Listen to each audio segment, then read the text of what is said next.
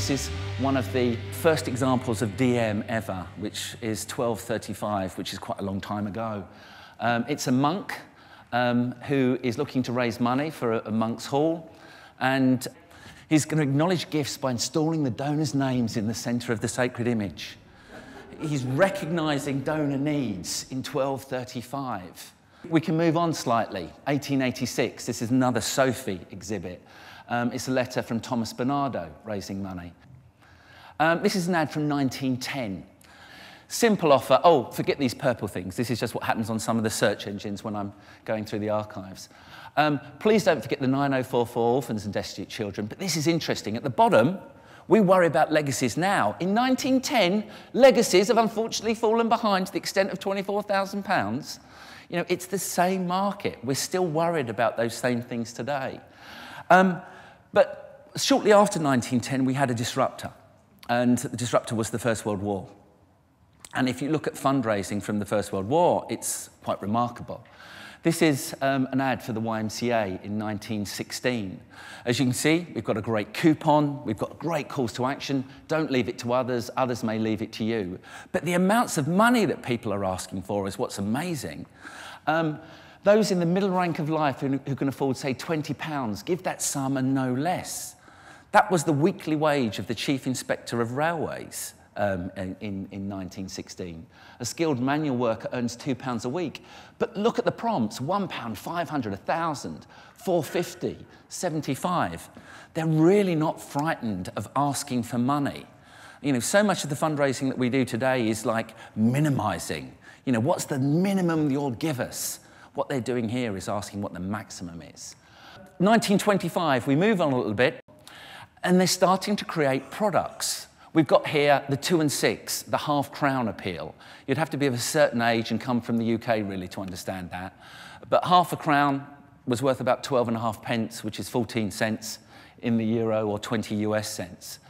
And what they're saying is they're setting a target. We want 400,000 of these. But again, it's this copy. You always give to the annual half-crown appeal. We're reminding that you give. But you know, if we look at this, and you can imagine there was the head of fundraising there, and he was perhaps, you know, saying to one of the juniors, right, I want to turn the need up on this appeal. I want you to make it work really hard next year. So they probably scratched their head in the office and said, how are we going to make this work better? It's bringing in a fortune. And then someone said, oh, I've got an idea. Look at that little girl on the ladder. Yay, there we go. She's got an even harder task. And, you know, and again, we're starting to put more prompts in. One generous friend has sent 4,432. Will you follow his lead? We're saying people do this. Join in it. This is what people are doing. We flick on a little more to 1959. And this is when we start seeing things happen that are really quite remarkable. Does one child matter? There's the focus on the individual. Your gift to Oxfam counts. But it's down here, the stop press, that's important. They're not recruiting cash givers, really. What they're recruiting is committed givers. 200,000 people now give each month to pledged gift collectors throughout Britain. Will you start a scheme in your road? And what you see coming from Oxfam for years and years and years after this is they're recruiting people to go and knock on their friends' doors and collect that 2 and 6. That first 2 and 6 that we saw imprinted on donors' minds back in 1925. But that's what they're driving for. Let's jump on a little further. 1963. We've got one of the first examples of a child that's obviously malnourished. This photograph could be seen as being offensive. And when you see the next ad, you can see that back in 1963, it probably created quite a debate. Because they run that ad again, this photograph troubles 500,000 people. And what they talk about is they defend the use of the image. Words alone can't describe what it means to go without food day after day. That's why Oxfam publishes photographs like this, not to shock, but simply to show what hunger is really like. And again, driving for these pledge gift collectors. And I love this. I absolutely love this piece. This is an emergency ad. This is when I first started to become aware of development as an issue. The Biafran famine and Nigeria. If you look at that has actually been written with felt tip pen. If you look at the copy, it's just courier. It's urgent, it's authentic, and they're actually being real. They say, we don't know what's happening, but we do know what we're delivering, and we do know what we can do with your help. Absolutely fantastic. And I think once we got to January 1970, we were doing pretty good. Authentic messages, justifying our asks, telling stories, focusing on what the donor can do, defining the donor, reporting back, thanking, and recruiting committed givers who are also recruiting their friends and neighbours. And then what came along? A disruptor hit us. And that disruptor really hit us in about 1967, the summer of love. Suddenly, rather than everyone being nice and conservative, we start taking drugs and we start dancing, and the phrase free love starts being used. And we all know what happens after a bit of free love. You get the winter of pregnancies. And obviously, I'm talking about England here, or the UK, and what would the government do about this? Would you be more careful if it was you that got pregnant? It was all over the newspapers. Everyone loved it, including people in charities. And they thought, we'll have some of that. Let's start copying. And this is the first ad that was run by Oxfam after that was out. Suddenly, puntastic. All that great work. 60,000 patients a year and one mud brick tin roof shack to treat them in, and that's falling apart. And suddenly, we're in a different era. There is a watershed, and we continue. Puns, they're giving this to ad guys to do. Help put another child on his feet. Obviously, a picture of a disabled child there. How intelligent. And Christian Aid, it wasn't just Oxfam that were infected by this, it's a load of people. The problems of the Pakistani refugees can't be solved this easily. Weird, weird stuff. People eat what he leaves. A lot of the body copy is not bad, but the concepts. Save the Children did this, 2009. Why should I help a child on the other side of the world when I could help one at home? Well, Oxfam were doing that in 1980, and it didn't work then either. But luckily, the books weren't burnt completely. Some people in this room kept the books safe. Here's Action Aid from 1980. Long copy. You can almost see that direct link from that 1916 YMCA ad here. And when we start looking at these ads develop over time, actually we're using really quite, nice pictures of real people. But we're talking about the benefits to the donor. We're showing the child who actually benefits from your 650. If we look at what makes people give more, and this is a study, an Adrian Sargent study from 2009. It's a very, very simple question. What would make you give more to charity?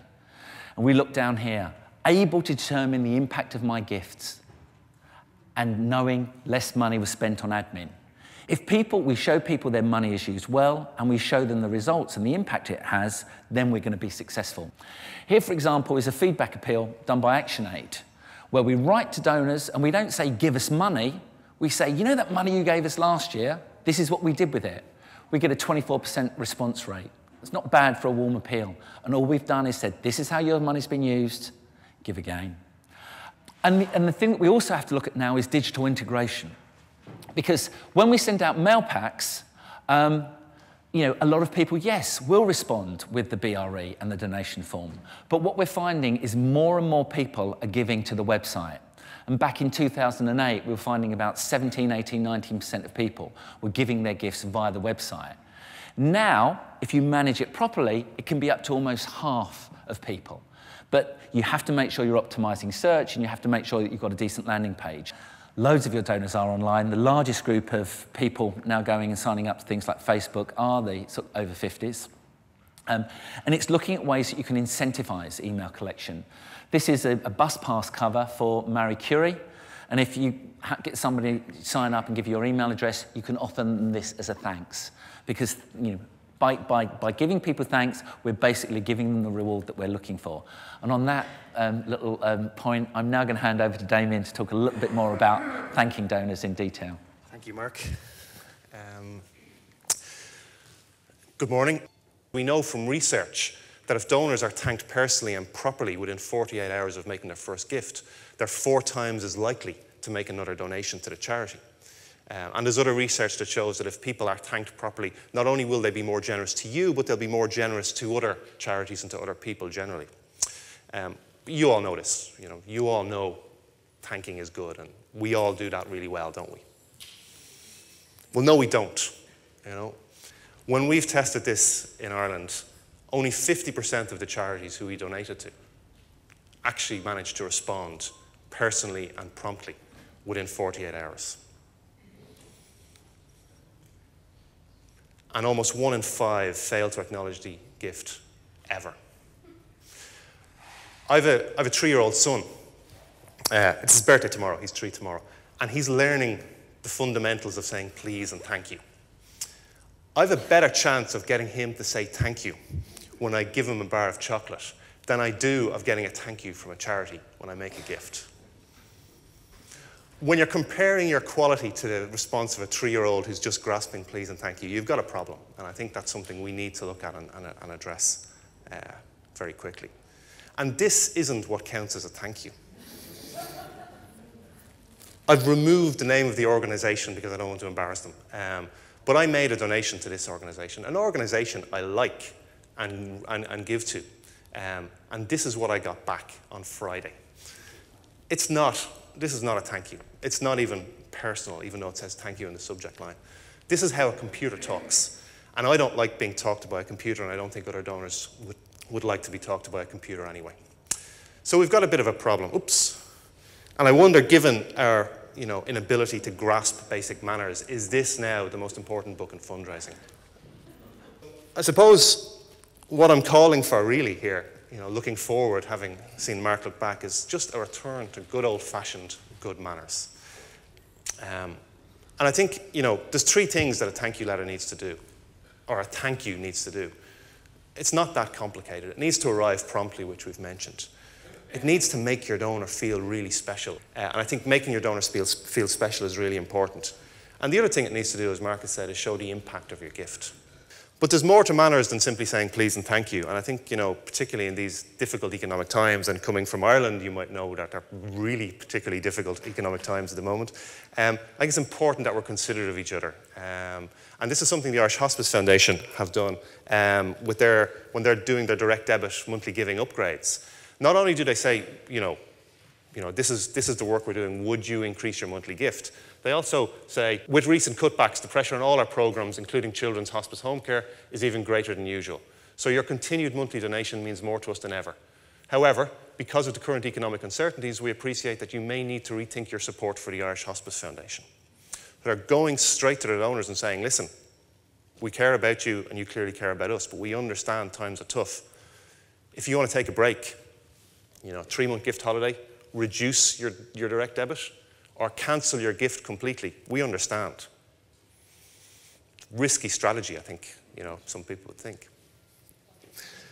People did cancel their gifts, but for every person who cancelled their gift, 100 people increased it.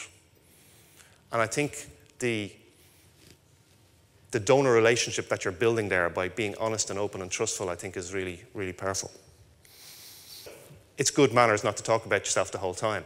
And even when you are talking about yourself, this is a newsletter for Women's Aid, it's important that you make it about the donor rather than about your work. So this 4-page letter, which is feeding back to donors on the impact of their donations over the previous 18 months during a particularly difficult time for the organisation, sets it up entirely about the difference they're making. So if you see at the top, right now a woman affected by domestic violence is taking a brave step away from a life of abuse and another towards a safer, happier future. You see, your continued support for Women's Aid means we can be there for hundreds of women across Ireland every day who are in the same situation. For all these women and from everyone here at Women's Aid, thank you. And finally, one last thing, I think if you're going to be polite and have good manners, is you've got to be entertaining company. The way you do that is by telling stories. Now, I should point out, this is not about my co-presenter. I don't think so, anyway. I'm not going to tell you this story, but I'm sure as you read it, you're already telling the story in your head. Sorry. You're imagining what Mark's going through on the streets tonight. I'm comfortable at the couch there. I just think I'm very impressed with my co-presenters. They're going all soft on us, these men. So I'm going to take you through a little journey of technology. So we go multi-channel. You can either phone us or you can go to our website.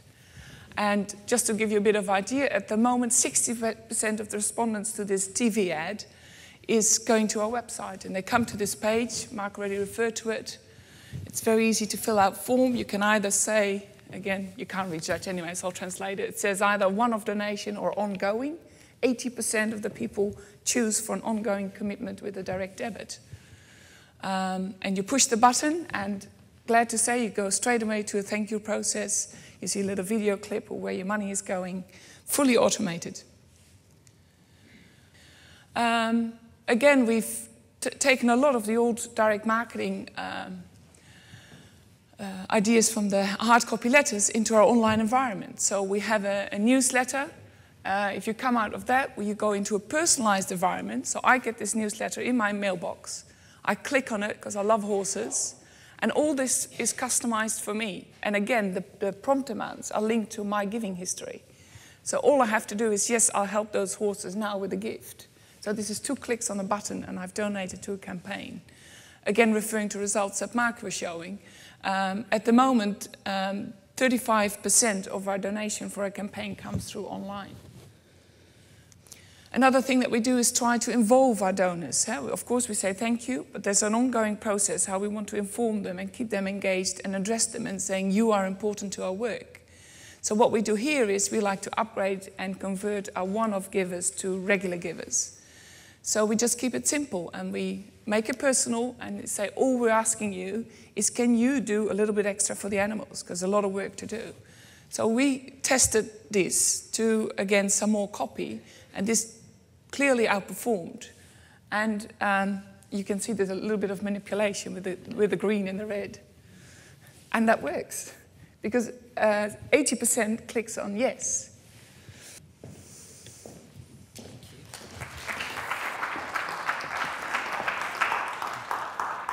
I wanted to close really on one last thought to sum up what we've been really talking about today. And it can be done really quite simply. We have to focus, when we're talking with donors, on the good stuff. And what it's talking about is the stuff that we do as charities that the donor is interested. We could talk about being or using truth as the way to raise money. And this is what I really believe is the good stuff. When we're putting together an appeal, we should be ideally topical, something that is current. But perhaps most importantly, we have to make it relevant. So it's talking about the donors, making it relevant, making the organisation relevant to them. If we can be unusual, be unusual. Offer something different, a different angle, a different take, a different approach.